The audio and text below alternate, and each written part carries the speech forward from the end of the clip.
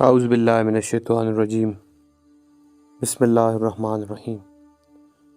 The life story of Mansoor, किस्त number 26, season 2, Kajal. Arjun Kumar की आवाज़ के साथ ही हम नीचे लेट गए। मैं क्रॉलिंग करता हुआ अर्जुन कुमार के पास पहुंचा। उसके चेहरे पर शदीद तकलीफ़ के आसार थे, मगर वो सख्ती से होंठ बींचे हुए था। मैंने इसको चेक किया तो उसने बताया कि दाएं तरफ ऊपर छाती में गोली लगी है। मैंने मनीष और संजय को कहा कि तुम अर्जुन कुमार को कवर करो, मैं फायरिंग करने वालों का कुछ करता हूं। हम पर मुसलसल फायरिंग हो रही थी। काजल एक तरफ लेटकर जवाबी फायर कर रही थी। मैंने उसे कहा कि मैं फ्रंट फॉरवर्ड क्रॉलिंग करके इनके नज़दीक पहुंचता हूं, तुम मुझे बैक कवर फायर दो और साथ साथ क्रॉलिंग करके आगे बढ़ती रहो ताकि तुम्हारी जगह तब्दील होती रहे और आने वाले फायर से महफूज रह सको। मैं कमांडो चीता चाल में आगे बढ़ रहा था। काजल का फायर मेरे बाएं साइड से गुजरकर सामने पहाड़ी की तरफ जा रहा था और सामने पहाड़ी से भी हम पर फायर आ रहा था। ऐसा लगता था फायरिंग करने वाले कम से कम 5 अफराद हैं। पहाड़ी के नज़दीक पहुंचकर मुझे 2 अफराद नज़र आ गए। हालांकि उन्होंने खुद को बर्फ में कैमोफ्लेज करने के लिए सफ़ेद लिबास पहना हुआ था, मगर दौरान फायर गन की बैरल से निकलने वाले शोलों की वजह से मेरी नज़रों में आ गए। मैंने साइलेंसर लगे ऑटोमेटिक 9mm पिस्टल से निशाना लेकर फायर किए। मेरे चलाए दोनों फायर निशाने पर लगे और आखिरी चीज़ इन दोनों की हल्की सी चीखों की आवाज़ थी। मैंने फ़ौरन क्रॉलिंग करके जगह छोड़ दी और ठीक उसी वक्त उस जगह पर मेरे सामने दाएं तरफ से किसी ने पूरा बर्स्ट फायर किया। जिस जगह से बर्स्ट फायर हुआ वहां से चीख की आवाज़ सुनाई दी। वो शख्स काजल के बैक कवर फायर से शूट हुआ। मैंने दिल ही दिल में काजल को दाद दी, वाह बहुत कमाल की टाइमिंग। उसने फायर किया था। फायरिंग रुक गई थी। अब सामने बिल्कुल खामोशी छा गई थी। पहाड़ों में तेज़ हवा की सरसराहट गूंज रही थी। मैं आहिस्ता आहिस्ता शिकारी चीते की चाल से आगे रेंग रहा था। पहाड़ी की ओट में मुझे एक गाड़ी का हेवला नजर आया। मैंने काजल के दिमाग में जाकर उसे बताया कि मेरे पीछे क्रॉलिंग करके बढ़ती रहो, हमें गाड़ी तक पहुंचना है और शाबाश चौकन्ना रहना। मैं क्रॉलिंग करता हुआ गाड़ी की पिछली तरफ पहुंचा। वहां इर्द गिर्द कोई शख्स नहीं था। मैंने गाड़ी के अंदर झांका, मगर गाड़ी खाली थी। मैंने काजल के दिमाग में कहा कि वो गाड़ी तक पहुंचे और उसे ड्राइवर करके अर्जुन कुमार की तरफ ले चले। मैं तुम्हें कवर भी देता हूं और इन लोगों को उलझाता हूं, क्योंकि मेरे अंदाज के मुताबिक 2 अफराद बकाया मौजूद हैं। तुम जल्दी करो, ऐसा ना हो कि कोई और पार्टी भी पहुंच जाए। मैं गाड़ी से थोड़ी दूर होकर इर्द गिर्द देखने लगा, मगर कोई हरकत नोट नहीं हुई। गाड़ी के पास एक हेवला नजर आया जो कि काजल थी। इसने आहिस्तगी से गाड़ी का दरवाज़ा खोला और गाड़ी में झांका और ड्राइवर साइड से अंदर ड्राइविंग सीट पर बैठकर गाड़ी स्टार्ट करके यकदम आगे बढ़ाई। अचानक बाएं तरफ से गाड़ी पर फायरिंग हुई। मैंने फ़ौरन उसी तरफ जवाबी बर्स्ट मारा। उसी वक्त मुझसे थोड़े फासले पर मुझ पर फायर हुआ, मगर मैं एक पत्थर के पीछे महफूज था। मगर इन दोनों की पोजीशन वाज़े हो चुकी थी। काजल इस वक्त अर्जुन कुमार के पास पहुंच चुकी थी। मनीष ने अर्जुन कुमार को सहारा देकर पिछली सीट पर लटा दिया। मैंने अर्जुन कुमार को कहा कि आप सब निकलो, मैं इनको रोकता हूं। अर्जुन कुमार नहीं मान रहा था, मगर मैंने उसे कहा कि तुम जख्मी हो गए हो, आगे हालात का कोई पता नहीं। वो मान गया, मगर काजल को मेरी मदद के लिए पीछे छोड़ दिया। उसने कहा कि सर्दी की वजह से जख्म का खून जम गया है, मुझे संजय और मनीष ले जाएंगे, काजल तुम्हारी मदद करेगी। गाड़ी जैसे ही आगे बढ़ी, गाड़ी पर फायरिंग शुरू हो गई। संजय ड्राइविंग कर रहा था और बड़ी तेजी और महारत से गाड़ी को निकाल कर ले गया। जिस तरफ से फायरिंग हुई थी, काजल ने उसी तरफ बस मारा, जिससे फायरिंग रुक गई और गाड़ी बाहिफाजत निकल गई। अब पीछे हमारे दरमियान आंख मचोली शुरू हो गई। वो भी 2 थे और हम भी 2, रुक रुक कर एक दूसरे पर फायर करते। अचानक काजल की चीख सुनाई दी। मैं उसके दिमाग में पहुंचा तो किसी ने इसको दबोच रखा था और इसकी गन छीन कर दूर फेंक दी थी और इसका गला दबा रहा था। काजल के दिमाग से पता चल रहा था कि कोई बहुत ही ताकतवर शख्स था और उसकी सांसें डूबने लगी थी। मैं झुके हुए तेजी के साथ काजल के पास पहुंचा। इस पर सवार शख्स जो इसका गला दबा रहा था, मैंने झुके झुके भागते हुए चीते की तरह जंप लिया और उड़ता हुआ उस शख्स से टकराया और पूरी कुव्वत से सर की टक्कर इस शख्स के बाएं कान और गर्दन के दरमियान मारी। वो काजल के ऊपर से दूसरी तरफ गिर गया। वो शख्स फुर्ती के साथ जिस तरह खड़ा हुआ, मैं समझ गया कि वो कोई बेहतरीन फाइटर है। हम दोनों एक दूसरे के सामने थे और काजल एक तरफ लेटी खांस रही थी। मैंने तेजी से जंप लेकर इस शख्स को फ्लाइंग किक मारी। वो तेजी से नीचे बैठ गया और मैं इसके ऊपर से गुजर कर नीचे गिरने लगा था कि मैं दोनों पांव जमीन पर टेक कर वापस माहिर जिम्नास्टिक वालों की तरह बैक समरसॉल्ट किया और दोनों पांव इसकी छाती पर मारे। इसको मुझसे शायद इतनी फुर्ती की तवक्को नहीं थी। वो नीचे गिरकर तेजी से उठा और फुर्ती से फ्रंट किक मेरे मुंह पर मारने की कोशिश की। मैं तेजी से बाएं तरफ हो गया। इसका वार खाली हुआ और ये जैसे ही आगे हुआ, मैंने पूरी कुव्वत से फ्रंट पंच इसके मुंह पर मारा। मेरा पंच बहुत ज्यादा ताकतवर था, मगर वो शख्स गिरा नहीं बल्कि लड़खड़ा कर खड़ा हो गया। कंगफू में अहम तरीन चीज स्पीड और पावर होती है। मैं अपनी जगह से जंप लेकर इसकी तरफ आया। वो समझा कि मैं किक मारूंगा, मगर मेरा जोरदार पंच उसके मुंह पर पड़ा। इसके बाद तो हम एक दूसरे पर पल पड़े। एल्बो और ब्लॉक्स की बहुत खूबसूरत फाइट थी। पंचेस भी शामिल थे। वो जो भी था बहुत अच्छा फाइटर था। गर्म भारी लिबास की वजह से हमें चोटें नहीं आ रही थी। जब हम आमने सामने हुए तो मैंने फ्रंट किक उठाकर उसके सामने की और दोनों हाथ कंग फू स्टाइल में सीधे करके इसको कहा कि हमला करो। उस शख्स ने हवा में उछलकर बैक किक मेरे मुंह पर मारने की कोशिश की। मैंने अपनी उठी हुई फ्रंट किक इसकी नाफ के मकाम पर मारी। वो दूर जाकर गिरा और फौरन उठकर पूरी कुव्वत से फ्रंट पंच से मेरे चेहरे को निशाना बनाया। मगर मैं एक तरफ हो गया और इसके मेरी तरफ आते हाथ को बाजू से पकड़कर इसके जोर से आगे धकेल दिया। वो संभल न सका और इसका सर पूरी कुव्वत से पत्थर से टकराया। वो सख्त झुंझला गया और अपनी गर्म टोपी और मंकी मांस उतार कर एक तरफ फेंका और कुत्ते की तरह गुर्राने लगा। तब मैंने उसे गौर से देखा। वो डोगो था। मेरा खून खोल उठा। मुझे कृष्णा पर उसका तशद्दुद याद आ गया। वो कुत्ते की तरह गुर्राते हुए मेरी तरफ आया। मुझे ऐसा लगा ये मुझे काटना चाहता है। मैंने पूरी कुव्वत से पंच उसकी नाक पर मारा। मेरा वार इतना शदीद था कि इसकी नाक की हड्डी टूट गई।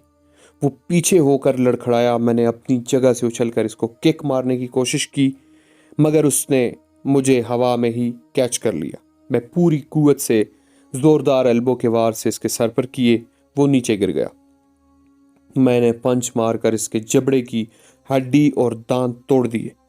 नाक तो पहले ही इसकी भुरता बन चुकी थी।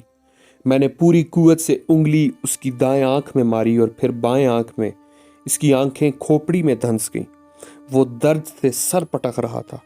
इसका चेहरा बहुत खौफनाक दिखाई दे रहा था। मैंने इसकी दोनों कलाइयों को तोड़ दिया था और उसे उल्टा लटाकर इसकी थोड़ी को पकड़कर पीछे खींचा और उछलकर दोनों घुटने जोड़कर इसकी रीढ़ की हड्डी पर मारे। कटाक से उसकी रीढ़ की हड्डी टूट गई। डोगो कुत्ते की तरह चाव चाव करके चीख रहा था। अचानक पीछे फायर की आवाज सुनाई दी। मैं तेजी से एक तरफ गिर गया। देखा तो काजल ने हमारी तरफ आते दूसरे शख्स को गोली मारकर उसकी खोपड़ी उड़ा दी थी। मैं उठकर खड़ा हो गया। काजल भी मेरे पास आकर डोगो को देख रही थी। वो दर्द से चीख रहा था। मैंने कहा, चलें काजल। काजल ने डोगो की तरफ इशारा किया। मैंने कहा, पड़ा रहने दो। इसने कहा, नहीं, बहुत हो गया है। इसके साथ ही उसने गन सीधी करके इसको गोली मार दी। मैंने कहा, तुम तो काफ़ी रहमदिल हो। वो हंस पड़ी। हम वहाँ से गाड़ी में बैठे और अर्जुन कुमार की रहाइश की तरफ चल दिए। अर्जुन कुमार की हालत काफ़ी बेहतर थी। एक डॉक्टर ने ऑपरेशन करके इसकी गोली निकाल दी थी। अर्जुन कुमार चूँकि एक वैद्य भी था, इसलिए इसने जख्म के लिए डॉक्टर की मेडिसिन खाने की बजाय अपने बैग से जड़ी बूटियों से बनी मरहम और दवा से इलाज करना मुनासिब जाना। वहां पहुंचकर मैंने सारे हालात बताए। उसने कहा, तुमने बहुत अच्छा किया। डोगो को मारकर कृष्णा के इंतकाम से मुझे काफ़ी सुकून मिला है। हालांकि मैं चाहता था कि मैं अपने हाथ से इंतकाम लूं, मगर तुमने ये कर दिया है, इसलिए एक ही बात है। मैंने कहा, असल में डोगो को मारा तो काजल ने है। अर्जुन कुमार ने काजल की तरफ देखते हुए कहा, मैंने तो बस आखिरी गोली इसके सर में मारी। काजल ने जवाब दिया, मंसूर बहुत अच्छे फाइटर हैं, बहुत आला फाइट की और मुझे भी बचा, वरना वो डोगो जानवर मुझे तो ले ही गया था। अर्जुन कुमार ने तहसीन आमेज नज़रों से मेरी तरफ देखा। मैंने कहा, आपके लिए बेहतर है आप वापस आश्रम चले जाएं।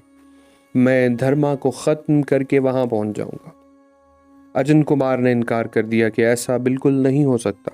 मैंने उसे समझाया कि आप ज़ख्मी हैं और यहाँ कितनी मर्तबा तो हमें ठिकाने तब्दील करने पड़े हैं और बार बार की शिफ्टिंग आपके लिए नुकसानदेह है। आपको ये तीनों वापस आश्रम ले जाएंगे, आप बेफिक्र रहें, मैं यहाँ के मामलात संभाल लूँगा।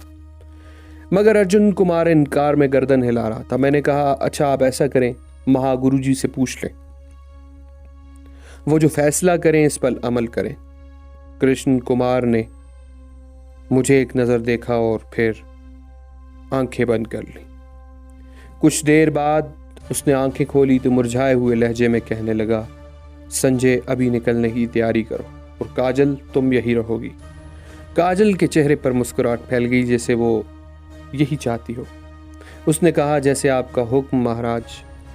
अर्जुन कुमार के लिए आरामदेह गाड़ी का बंदोबस्त किया गया ताकि वो दौरान सफ़र परेशानी में ना हो। वो तीनों कुछ देर बाद चले गए। मैंने काजल को कहा कि वो अब जाकर आराम करे, मैं भी आराम करूंगा। उसने कहा, जैसा आपका हुक्म मंसूर जी। मैंने तिरछी नज़रों से इसे घूरा तो वो मुस्कुराते हुए चली गई। कुछ देर बाद मुझे अपने दिमाग में पराई सोच की लहरें महसूस हुई। मैंने सांस रोक लिया तो बाउज़ई ने, जिसने हमारा मखसूस कोडवर्ड दोहराया, मगर मैंने ला हौला वला कुव्वत पढ़ के सांस रोक लिया। उसने फिर मेरे दिमाग में दस्तक दी। मैंने कहा, मतलब तुम जान नहीं छोड़ोगी? उसने कहा, मैं तो तुम्हें आईना दिखाने आई हूँ। तुमने काजल जैसी मासूम लड़की को मुतासिल कर लिया है। मैंने कहा, जिसने शक किया वो गुमराह हुआ। वो अगर मुतासर हो रही है तो मैं क्या कर सकता? बाउज़ई हंसी और कहने लगी, जब तक तुम्हारी बड़ी बहन जिंदा है तुम फिक्र मत करो, मैं तुम्हें गुमराह नहीं होने दूंगी। तुम्हारी दाल कहीं भी नहीं गलेगी। मैंने कहा, तुम्हें खुशी नहीं होगी कि तुम्हारे भाई के भी सहरे गाने हों, तुम्हारी भाभी हो जो तुमसे झगड़े करे, तुम्हारे भतीजे भतीजियाँ तुम्हारी गोद में खेलें और तुम्हें फुफो कहें। बाउज़ई ने कहा, दिल के बहलाने को गालिब ये ख्याल अच्छा है। मुझे सब्ज़ बाग मत दिखाओ और न खुद शेख चिली की तरह हवाई किले बनाओ। तब तक कोई खुशी नहीं है जब तक आसमानी रियासत का क़याम नहीं हो जाता और सुप्रीम ग्रैंड मास्टर खुश नहीं हो जाते। मैं तुम्हारा आला रूहानी मकाम देख रही हूँ और जब गिद्ध की तरह मुर्दार खाने के चक्कर में है। मैंने गुस्सीले लहजे में कहा, क्या शादी करना जुर्म है? मास्टर श्यांग शादी न करते तो तुम जैसी रूह दुनिया में कैसे आती? बाउज़ई ने कहा, इनको सुप्रीम ग्रैंड मास्टर ने शादी की खुद इजाज़त दी, वरना वो कभी भी ना करते। जब सुप्रीम ग्रैंड मास्टर किसी को शादी की इजाज़त देते हैं तो फिर मेरी जैसी रूहें ही ज़मीन पर आती हैं जो सुप्रीम ग्रैंड मास्टर के मिशन से जुड़ी होती हैं। और जब कोई नफ्स परस्ती के लिए शादी करता है तो फिर रूहें भी नफ्स परस्त और हवस परस्त आती हैं जो ऐसे माँ बाप को जलील कर देती हैं। और वही माँ बाप कह रहे होते हैं कि हमें किस जुर्म की सज़ा मिली है। इससे तो बेहतर था ऐसी औलाद ना होती, और जिससे शादी होती है वही प्यारी बीवी कुछ अरसे बाद जहर लगने लग पड़ती है। पूरी दुनिया में सबसे ज़्यादा लतीफ़े शादीशुदा मर्दों ने अपनी बीवियों के ख़िलाफ़ बनाए। इसलिए मेरा प्यार मुन्ना, जब तक मैं हूँ तुम चैन करो या पी करो, तुम्हारे रंग में भंग डलती रहेगी। मैंने कहा, प्यारी आपी। बाउज़ई ने कहा, जी मेरा प्यारा मुन्ना। मैंने कहा, तुम्हारा बेड़ा गर्क, और सांस रोक ली। मुझे धर्मा के एक ठिकाने का पता चला। शहर के दरमियान इसका एक प्लाजा था। उस प्लाजे की छठी मंजिल पर इसका एक रेस्टोरेंट था और आखिरी मंजिल पर नेपाल में सीक्रेट सोसाइटी का हेडक्वार्टर इसने बना रखा था और इस मंजिल पर कोई नहीं जा सकता था। यहाँ इसने सिक्योरिटी का बहुत सख्त बंदोबस्त किया था। मैंने धर्मा के प्लाजे के एक सिक्योरिटी गार्ड का दिमाग कैप्चर कर रखा था, जिससे मुझे मालूम हुआ कि धर्मा प्लाजे में नहीं है बल्कि किसी गैर मुल्की मेहमान को एयरपोर्ट छोड़ने गया। मैं गाड़ी में काजल के साथ बाहर निकला और इसे कहा कि एयरपोर्ट चलो। काजल ने गाड़ी एयरपोर्ट पर मोड़ी। जब हम एयरपोर्ट में दाखिल होने के लिए चेकिंग करवा कर दाखिल हो रहे थे तो मुझे दाएं तरफ से एक गाड़ी में धर्मा नजर आया जो एग्जिट गेट से बाहर निकल रहा था। मैंने काजल को कहा कि जल्दी से गाड़ी आगे से मोड़ो, धर्मा बाहर निकल रहा है। काजल ने तेजी से गाड़ी आगे बढ़ाई और पार्किंग से वापस बाहर गाड़ी टर्न की, मगर हमारे मुड़ने तक धर्मा की गाड़ी काफी दूर निकल चुकी थी। मैंने काजल से कहा कि जल्दी करो, इसके पीछे पहुंचो, अभी इसके साथ कम लोग हैं, इधर ही इसको पकड़ते हैं। धर्मा एक गाड़ी में सवार था, इसके पीछे एक गाड़ी में शायद इसकी सिक्योरिटी के लिए लोग थे। मैंने पिस्टल निकाला और काजल को कहा पिछली सीट के साथ गाड़ी बराबर जोड़ते। वैसे ही काजल ने गाड़ी बराबर की। मैंने ड्राइवर के सर में गोली मार दी। गाड़ी काफ़ी स्पीड में थी और इसी स्पीड से लहराती हुई फुटपाथ से टकरा कर उलट गई और कुछ देर तक घसीटने के बाद रुक गई। इससे आगे निकल गए तो मुझे पीछे धमाके की आवाज़ सुनाई। शायद गाड़ी के पेट्रोल टैंक को आग लग चुकी थी। अब मैंने मुड़कर देखा तो गाड़ी जली हुई नजर आई। धर्मा ने भी शायद देख लिया था और अब इसकी गाड़ी पूरी स्पीड से भाग रही थी। हम इसके पीछे पीछे थे। मैंने हाथ बाहर निकाल कर गाड़ी के टायर का निशाना लेकर ट्रिगर दबा दिया। एक धमाके से गाड़ी का टायर बस्ट हुआ। गाड़ी सड़क पर लहराने लगी। ड्राइवर ने गाड़ी काबू की और एक जगह रोक दी। धर्मा गाड़ी से निकलकर भागा और फुटपाथ से छलांग मारकर दूसरे रोड पर पहुंच गया। मैंने काजल को गाड़ी रोकने को कहा और धर्मा के पीछे भागा। रोड पर बहुत तेजी से गाड़ियां आ जा रही थी। जब मैं रोड क्रॉस करके दूसरी तरफ पहुंचा तो धर्मा काफ़ी आगे निकल चुका था। मैं इसके पीछे भागा तो धर्मा ने सर्विस रोड पर आते एक मोटरसाइकिल सवार को हाथ दिया। एक लम्हे से इसके बात की वो मोटरसाइकिल सवार पूरी स्पीड से मोटरसाइकिल दौड़ाता हुआ मेरी तरफ बढ़ा। शायद वो मुझे टक्कर मारना चाहता था। मैं एक तरफ हुआ, वो मोटरसाइकिल अपने सवार समेत एक दरख्त में टकरा। मैं समझ गया कि जब धर्मा ने इस शख्स को रोककर बात की तो इसके दिमाग को कंट्रोल करके मेरे पीछे लगा दी। वैसे भी उसकी आंखों में शैतानी शक्ति थी और वो किसी से भी आंख मिलाकर इसे कंट्रोल कर सकता था। मैं धर्मा की तरफ बढ़ रहा था कि सामने से आती कार ने मुझे टक्कर मारने की कोशिश की। मैं आखिरी लम्हे में उछला और गाड़ी के ऊपर से जंप लेता हुआ सड़क पर गिरा। अभी मैं संभलने ही नहीं पाया था कि एक मांगने वाली औरत ने अपना कशकोल मेरे सर पर दे मारा। मैं सर को झटक कर एक तरफ हुआ तो वो औरत मार्शल आर्ट का पोज बनाती हुई उछली और अपना घुटना मेरे मुंह पर मारने की कोशिश की। मैंने उसे हवा में कैच करके साथ कूड़े के ड्रम में फेंक दिया। अचानक मेरी छठी हिस्स काम कर गई और मैं लेट गया। शूं करके एक गोली मेरे ऊपर से गुजर गई। मैं लेटे लेटे फुटपाथ पर बने एक बॉक्स की आड़ में हो गया। देखा कि एक सिक्योरिटी गार्ड की वर्दी में मलबूस शख्स मुझ पर फायरिंग कर रहा था। इसके पास ऑटोमेटिक गन नहीं थी। दूसरी गोली चलाने पर गन खाली हो गई। जैसे ही वो गन दोबारा लोड करने लगा मैं अपनी जगह से भागा और उड़ता हुआ उस शख्स पर आया और उसकी कनपट्टी पर वार करके इसे बेहोश कर दिया।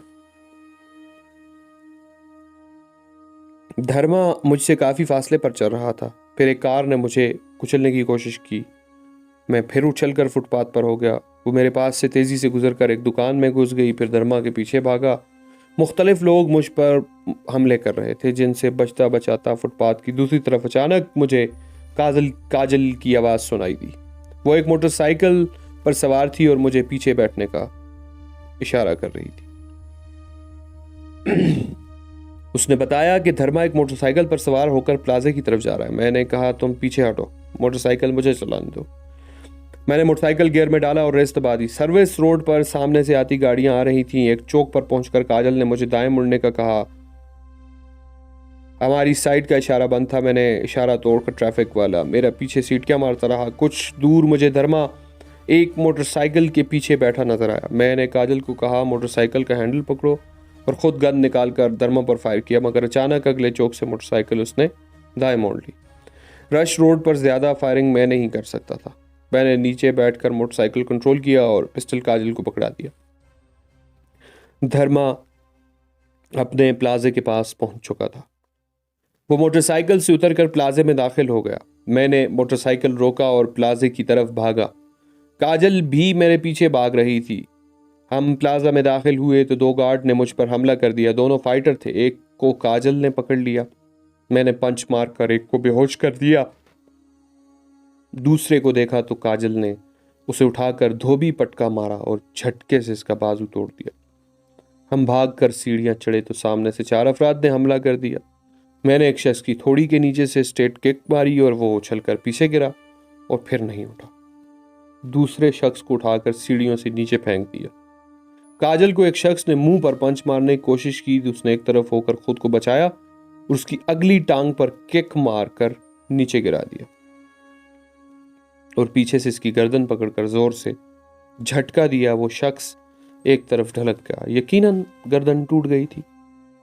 चौथे शख्स ने जैसे ही हमला किया, काजल ने घूमकर बैक किक मारी। वो उड़ता हुआ निचले फ्लोर पर गिर गया। मैंने हाथों के इशारे से इसे शाबाश दी और फिर हम सीढ़ियों से ऊपर भागते मुख्तलिफ लोगों से लड़ते लड़ते रेस्टोरेंट में पहुंच गए। काफी लोग खाना खा रहे थे। रेस्टोरेंट के वेटर ने हम पर हमला किया। हमने इन दोनों को खाने की टेबलों पर पटक दिया। रेस्टोरेंट में भागदौड़ मच गई। एक वेटर से मैंने पूछा धर्मा कहाँ? उसने मुझे कहा नहीं पता। मैंने इसकी छलांग लगाई। मालूम हुआ धर्मा अपने दफ्तर में है और उसका दफ्तर खुफिया रास्ता रेस्टोरेंट की किचन में से जाता है। हम किचन की तरफ भागे। वहां छुपे हुए 2 बावर्चियों ने हम पर हमला किया। एक के हाथ में बड़ी सी छुरी और दूसरे के हाथ में गोश्त काटने वाला टोका। टोके वाले ने टोका मेरे सर की तरफ घुमाया। मैं बाल बचा था। मेरे सर के बालों को छूता हुआ गुजर गया। मैंने एक टेबल के ऊपर से छलांग लगाई और चूल्हे पर पड़ी कढ़ाई जिसमें तेल गर्म हो रहा था, कढ़ाई का गर्म तेल उस शख्स पर उलट दिया। वो चीखने लगा। गर्म तेल ने उसे जला दिया था। काजल ने छुरी वाले शख्स को हाथ को मरोड़ा और उसकी छुरी उसके गले के आर पार कर दी।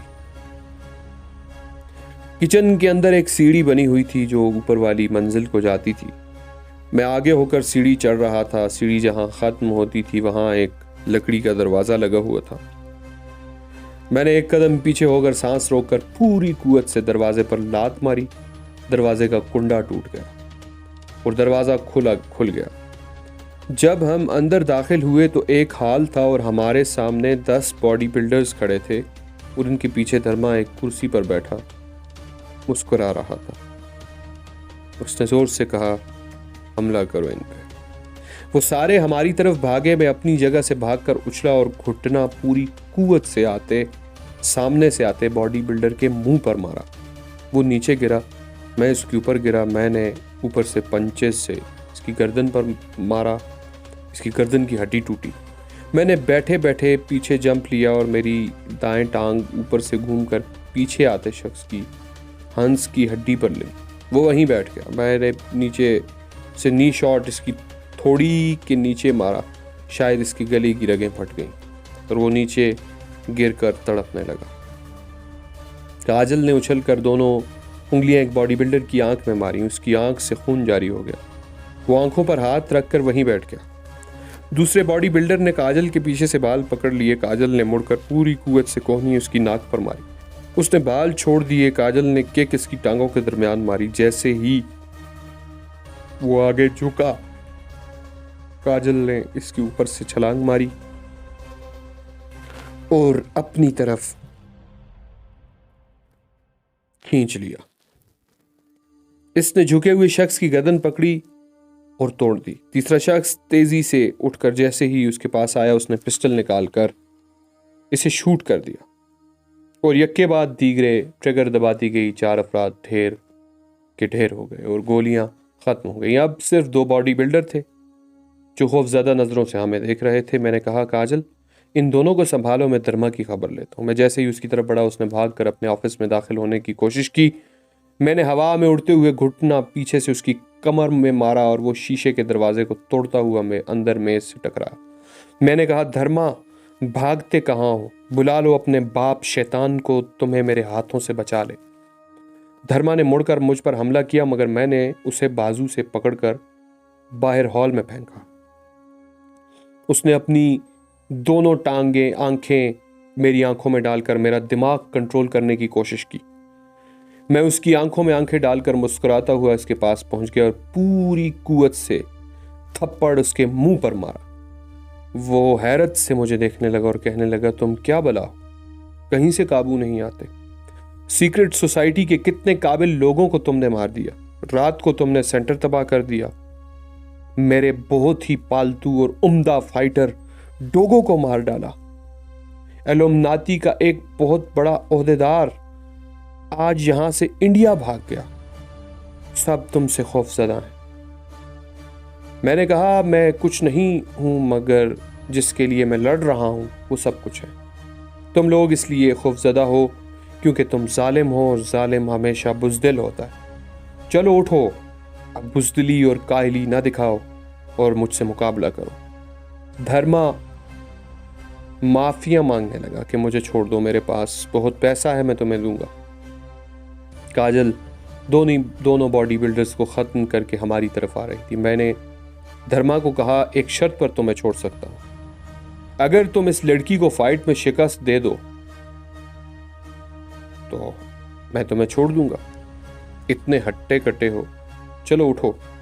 धर्मा काजल की तरफ देखने लगा। मैं कुर्सी उठाकर उस पर बैठ गया। धर्मा ने तेजी से भागकर सर से काजल को टक्कर मारने की कोशिश की। काजल अपनी जगह से उछली और दोनों टांगे हवा में साइड पर खोल ली। धर्मा नीचे से गुजरकर सीधा एक सुतून से जा टकरा।